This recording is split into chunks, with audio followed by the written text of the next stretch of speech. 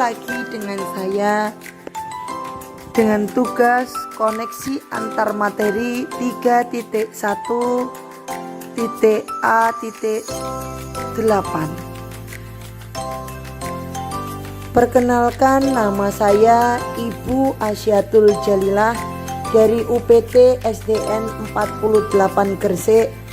Saya calon guru penggerak angkatan 9.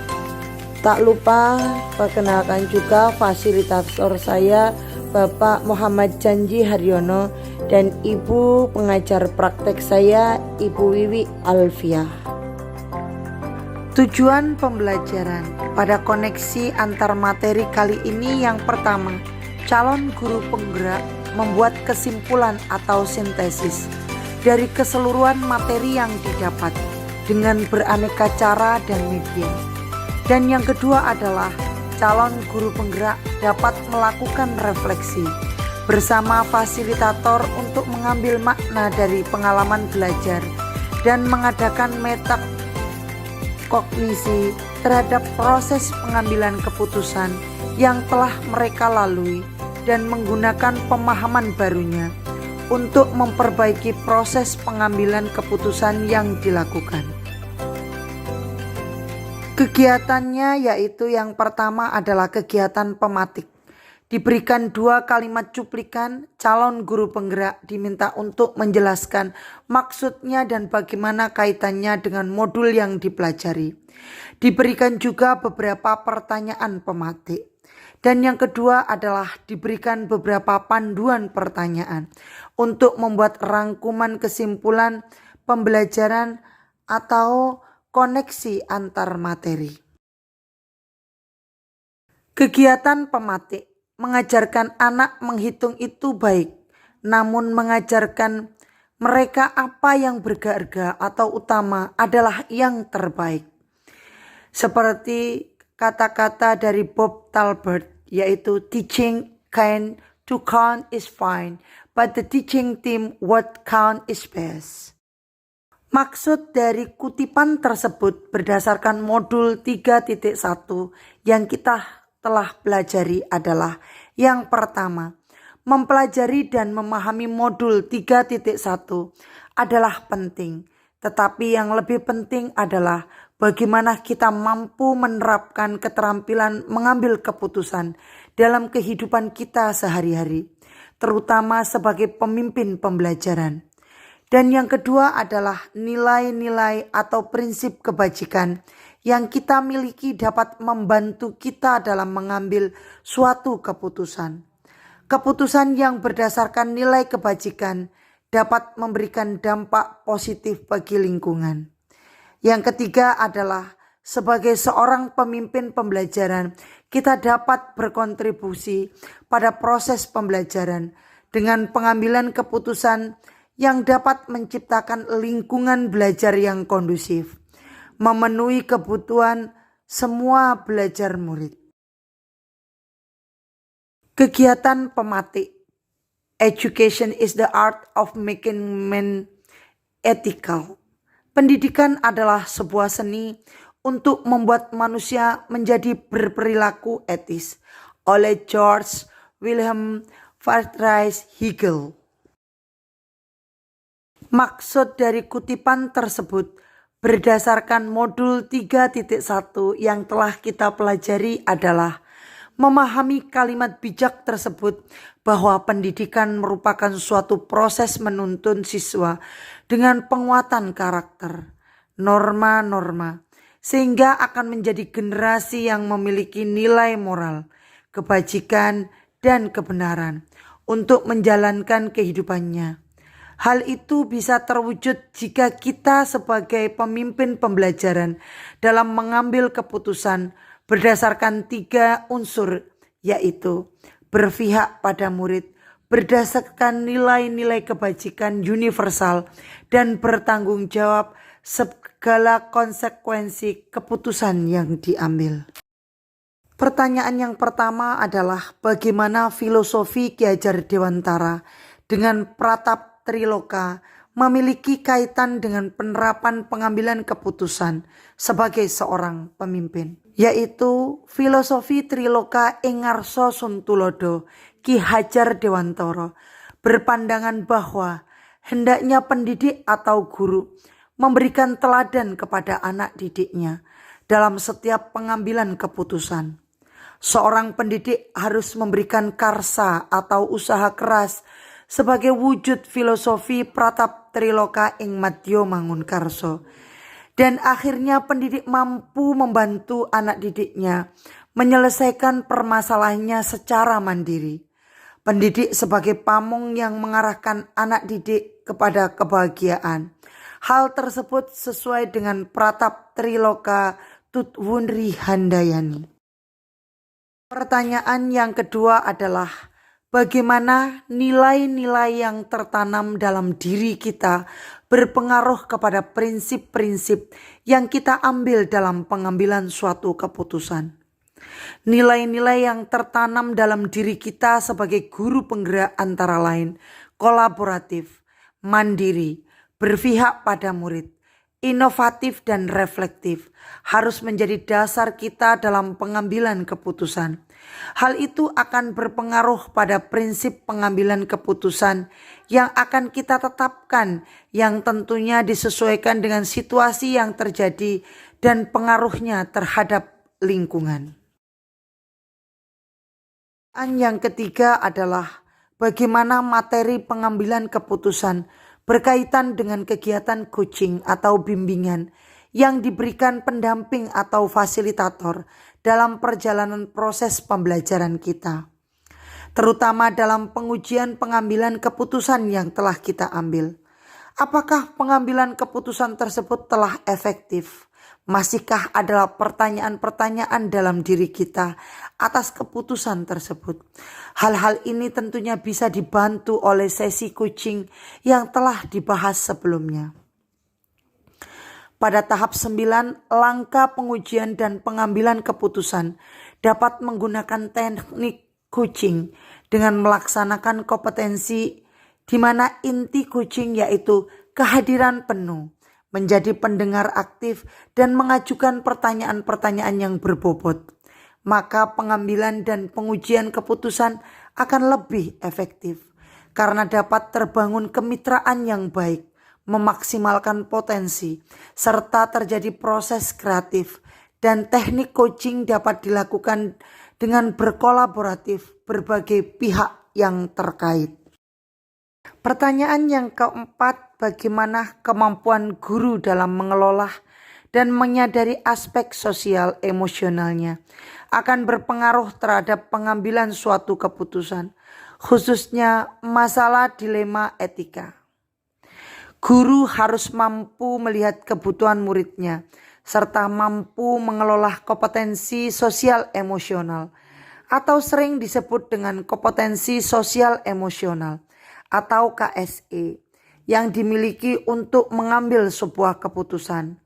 Dalam proses keputusan yang bertanggung jawab, diperlukan komponen KSE, seperti kesadaran diri, pengolahan diri, kesadaran sosial, dan keterampilan yang berhubungan sosial.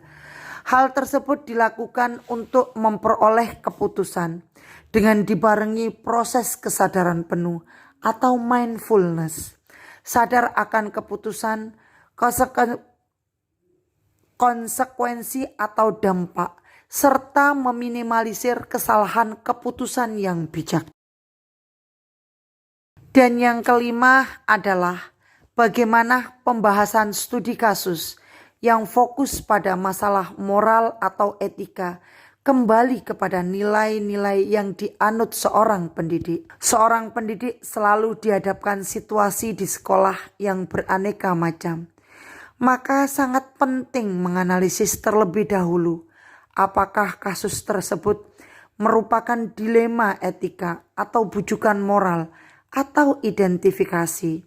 Jika kasus yang terjadi merupakan kasus pengambilan keputusan yang mengandung dua nilai kebajikan yang saling bertentangan, maka dapat dikatakan bahwa kasus tersebut masuk kategori dilema etika. Maka kemampuan pemimpin memahami nilai-nilai kebajikan apa saja yang harus dipertimbangkan dalam keputusan.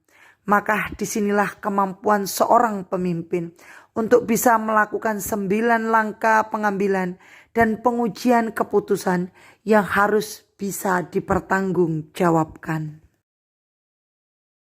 Pertanyaan yang keenam adalah bagaimana pengambilan keputusan yang tepat? Tentunya berdampak pada terciptanya lingkungan yang positif, kondusif, aman, dan nyaman. Pengambilan keputusan yang tepat, terutama masalah moral atau etika, dapat diselesaikan melalui 9 langkah pengambilan dan pengujian keputusan. Jika pengambilan keputusan dilakukan secara akurat melalui proses analisis kasus yang cermat dan sesuai dengan 9 langkah tersebut, maka keputusan tersebut diyakini akan mampu mengakomodasi semua kepentingan dari pihak-pihak yang terlibat. Maka hal tersebut akan berdampak terciptanya lingkungan yang positif, kondusif, aman, dan nyaman. Pertanyaan yang ketujuh adalah apakah tantangan-tantangan di lingkungan Anda untuk dapat menjalankan pengambilan keputusan terhadap kasus-kasus dilema etika ini? Adakah kaitannya dengan perubahan paradigma di lingkungan Anda? Yang pertama adalah merubah mindset perlu waktu dan bertahap, karena tidak semua stakeholder dapat menyadari adanya pemahaman yang kurang. Yang kedua adalah kadang sistem yang menciptakan kondisi tidak dapat melaksanakan komitmen yang baik. Dan yang ketiga adalah sudah merasa nyaman dengan kondisi yang biasa, sehingga anti dengan adanya perubahan. Karena perubahan hanya memunculkan kerepotan baru yang terkadang enggan untuk belajar. Dan yang keempat adalah keputusan yang terkadang tidak melibatkan banyak pihak, sehingga memunculkan kesalahpahaman dan permasalahan. Yang ke-8, apakah pengaruh pengambilan keputusan yang kita ambil dengan pengajaran yang memerdekakan murid-murid kita? Bagaimana kita memutuskan pembelajaran yang tepat untuk potensi murid kita yang berbeda-beda? Jawabannya adalah salah satu prinsip pengambilan keputusan adalah berpihak pada murid. Salah satu strategi pembelajaran yang memerdekakan murid adalah dengan pembelajaran berdiferensiasi. Pembelajaran berdiferensiasi memperhatikan kebutuhan belajar murid, yaitu kesiapan belajar, minat dan profil belajarnya, sehingga dapat membantu murid dalam mengeksplor potensinya yang berbeda-beda. Yang ke-9 adalah bagaimana seorang pemimpin pembelajaran dalam mengambil keputusan dapat mempengaruhi kehidupan atau masa depan murid-muridnya. Jawabannya adalah setiap pengambilan keputusan yang dilakukan guru secara tepat dan bijak tentu akan mempengaruhi masa depan murid-murid. Mereka akan tumbuh menjadi pribadi yang percaya diri, bisa diandalkan, dan mampu menggali potensi dan kekuatan mereka. Dan tidak menutup kemungkinan mereka akan mewarisi dan mencontoh apa yang sudah kita contohkan pada mereka juga. Pertanyaan yang ke-10, apakah kesimpulan akhir yang dapat Anda tarik dari pembelajaran modul materi ini dan keterkaitannya dengan modul-modul sebelumnya? Seorang pemimpin pembelajaran dalam pengambilan keputusan harus berpihak pada murid dengan berlandaskan nilai-nilai kebajikan yang universal. Hal itu berkaitan dengan filosofi Ki Hajar Dewantara Triloka. Maka seorang pendidik harus mampu mengidentifikasi kebutuhan belajar muridnya, mengelola kompetensi sosial dan emosional, perlu keterampilan coaching untuk membantu memprediksi hasil, dan berbagi opsi dalam pengambilan keputusan. Selain itu diperlukan kompetensi kesadaran diri, pengolahan diri, kesadaran sosial dan keterampilan yang berhubungan dengan sosial atau relationship skill yang dilakukan secara sadar penuh atau mindfulness. Sehingga sadar dengan berbagai pilihan dan konsekuensi yang ada. Ada 9 langkah pengujian dan pengambilan keputusan akan efektif, tepat, dan dapat dipertanggungjawabkan, yang berdampak pada lingkungan yang positif, kondusif, aman, dan nyaman. Keputusan yang diambil seorang guru mempengaruhi pengajaran yang memerdekakan murid, sehingga dapat membentuk karakter murid serta mempengaruhi kehidupan di masa depan. Sedangkan pertanyaan yang ke-11, sejauh mana pemahaman Anda tentang konsep yang telah Anda pelajari dalam modul ini, yaitu dilema etika dan bujukan moral. Yang keempat adalah paradigma pengambilan keputusan, 3 prinsip pengambilan keputusan, dan 9 langkah pengambilan dan pengujian keputusan. Adakah hal-hal yang menurut Anda di luar dugaan? Jawabannya adalah yang pertama. Pemahaman saya tentang dilema etika adalah situasi yang terjadi ketika seseorang harus memilih antara 2 pilihan, di mana keduanya secara moral benar, tetapi bertentangan. Sedangkan bujukan moral adalah situasi yang terjadi ketika seseorang harus membuat keputusan benar atau salah. Dan yang kedua adalah secara umum paradigma dalam pengambilan keputusan ada 4, yaitu individu lawan kelompok, rasa keadilan lawan rasa kasihan, kebenaran lawan kesetiaan, jangka pendek lawan jangka panjang. Dan yang ketiga adalah 3 prinsip pendidikan berbasis hasil akhir, berbasis peraturan, dan berbasis rasa peduli. Dan 9 langkah pengambilan keputusan, yaitu mengenali nilai-nilai yang saling bertentangan, menentukan siapa yang terlibat dalam situasi ini, kumpulkan fakta-fakta yang relevan dengan situasi ini, pengujian benar atau pengujian paradigma benar lawan benar, melakukan prinsip resolusi, investigasi opsi trilema, buat keputusan, lihat lagi keputusan, dan refleksikan. Hal di luar dugaan adalah ternyata dalam pengambilan keputusan memiliki keterkaitan dengan modul yang dipelajari sebelumnya. Pertanyaan yang ke-12 adalah, sebelum mempelajari modul ini, pernahkah Anda menerapkan pengambilan keputusan sebagai pemimpin dalam situasi moral dilema? Bila mana pernah, ada bedanya dengan apa yang Anda pelajari di modul ini. Sebelum mempelajari modul ini, seringkali menghadapi situasi sulit atau dilematis terhadap peristiwa. Saya sudah mengambil keputusan yang kiranya efektif dan efisien bagi saya, selaku orang yang mengalami dilema, dan baik bagi orang lain yang terkait dengan situasi yang saya alami. Namun, dengan mempelajari modul ini, saya bertambah wawasan dalam melakukan pengambilan keputusan. Pertanyaan yang ke-13 adalah, bagaimana dampak mempelajari konsep ini buat Anda? Perubahan apa yang terjadi pada cara Anda dalam mengambil keputusan sebelum dan sesudah mengikuti pelajaran modul ini? Jawaban saya adalah sebelumnya saya kurang memperhitungkan paradigma apa yang terjadi dalam dilema saya. Setelah saya belajar modul 3.1, dampaknya adalah saya semakin menyadari pentingnya mengidentifikasi paradigma dan membawa pemenajaman dan lebih fokus. Hal yang berubah adalah cara pengambilan keputusan dengan mengenali terlebih dahulu apa masalahnya. Masalahnya siapa, paradigmanya apa yang terjadi dalam situasi ini. Ada 4 paradigma, memperhatikan 3 prinsip pengambilan keputusan, dan 9 langkah pengambilan dan pengujian keputusan. Yang ke-14 pertanyaannya adalah, seberapa penting pembelajaran dalam mempelajari topik modul ini bagi Anda sebagai seorang individu dan Anda sebagai seorang pemimpin?